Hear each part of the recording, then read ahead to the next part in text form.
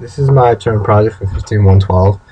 Mine is a tower defense game, and you start on the screen. From here, you can go to a bunch of different screens. Like you hit I for instructions, and this just tells you the basic idea of the game, and then you press N to see the next page, which is some hints, and then you can hit M to return to the main menu, and then you hit Q at any time to quit, and it'll bring you back to the screen. And when you want to start the game, you hit B to begin. You select the difficulty. It ranges from like 20 waves all the way to like an endless amount of waves. So then once you get to the screen, this is where the actual game starts. So the point of this game is to stop zombies, which will start at these spawn points. And now these I put here, but you can put them anywhere and the game will automatically adjust for it. And you can put as many as you want also. And then to stop the zombies, they're trying to get to this point. If they get past this point, you lose.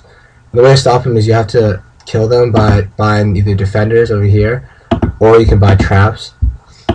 So we'll start with the defenders. These you just hire people to shoot at them. There are 4 types of people. One of them's a mini laser, one of them's a machine laser, one's a sniper, and one's a rocket launcher. Now all people have different like attributes, different strengths. Mini laser fires really fast, but doesn't do much damage, and its range isn't very high. The rocket launcher shoots it damages every enemy in a certain radius of their target. Like all the rest of them only shoot one at a time. But this one shoots one and it damages everyone around them. The machine laser has longer range, although it doesn't do as much damage as a mini laser, and it's slower.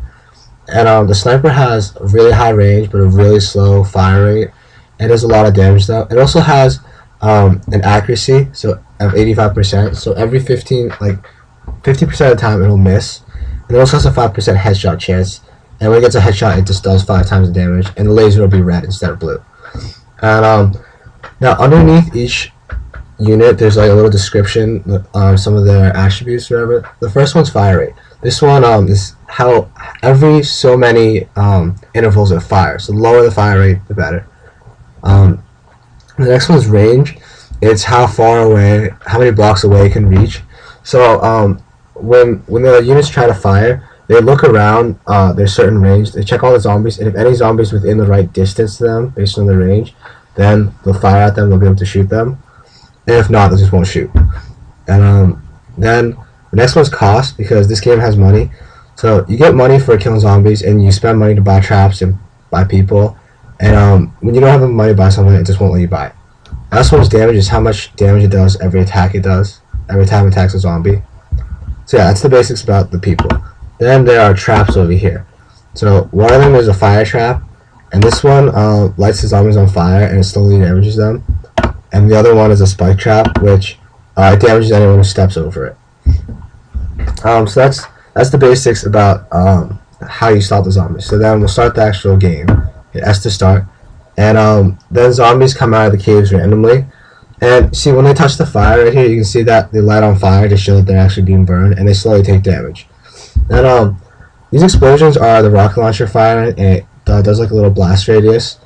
And the rest of the time, the other units just shoot out blue lasers to damage the zombies. So the zombies, their information about the zombies is stored in lists. So like they have different coordinates for each zombie, different amount of health left, different directions they're facing. Those are all stored in lists, so they can be like easily accessed to check for each zombie. And each wave has different like health, different number of total zombies, different space between the zombies, different amounts of money you get for killing zombies. Those are all calculated by functions, so every time the wave changes, it like recalculates all these things. That way the game can go on as long as you want, or it can end as short as you want, because functions decide how much health and how fast the zombies are and everything. So when you kill a zombie, there's a little green splash. Like if you watch when a zombie's killed, like right here, there's a little green splash showing that it's being killed, so you know where they're dying. And if you watch like the money, every time you kill a zombie, the money goes up by how much it was worth. So that's how you gain money to buy stuff. Zombies also have there's 4 different basic types of waves. There's like a normal wave like this one, and there's like a wave with bigger guys like the ones about to come. These guys are bigger, they have more health, they're slower, but there's fewer of them. And then after this, there'll be a wave with a bunch of small guys. And just so I can show you, I'll have to press more people so I can kill these zombies. But anyways, so yeah, different zombies have different like sizes. or different. You can have different images easily, but I just made them the same images, different sizes. The zombie spawn. Notice that there are 3 places they can spawn from these 3 caves, and those I put there, but you can move them anywhere you want, and their functions will find where they start. So they randomly choose one of the points to start at, and then they find the block to start on, because they don't actually start on the cave, they start on the next block. So it goes around and it finds which one it should start on, and then it creates them there, and they start moving. Alright, notice these are the smaller waves where they're faster, but there's a lot more of them. And a little bit about the UI, the user interface. The way I set it up with just, I broke it up really simply in just like separate categories to make it easier to understand. So the first screen you have, you can either hire defenders or build traps, and from there it takes you to the screen with all the options on it. And you can return by clicking the main menu.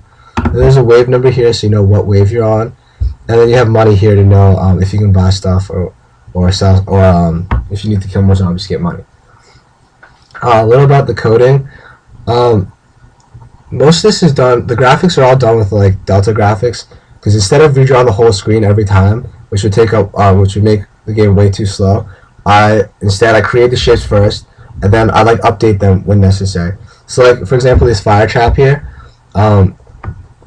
This trap has like 10 different shapes, and they're constantly changing positions. So what happens is you store all your shapes in a list, then you update the coordinates of all those shapes in the list, and then you have to delete the list and recreate it, so it's like updated, so it stays with the current how many traps there are, where it's located and stuff. And you can place more. It just makes more shapes in the list.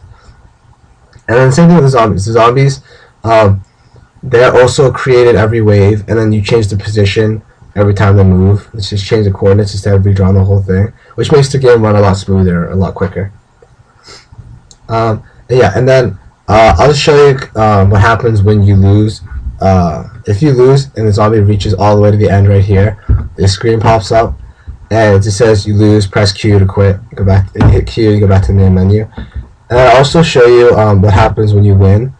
So when you win, I can't show you because it'll take too long, but I'll just show you the screen that pops up. When you win, you get the screen, and again, it tells you to hit Q to quit and go back to the normal screen. So yeah, that's my project for a 15112, and it's a tower defense game.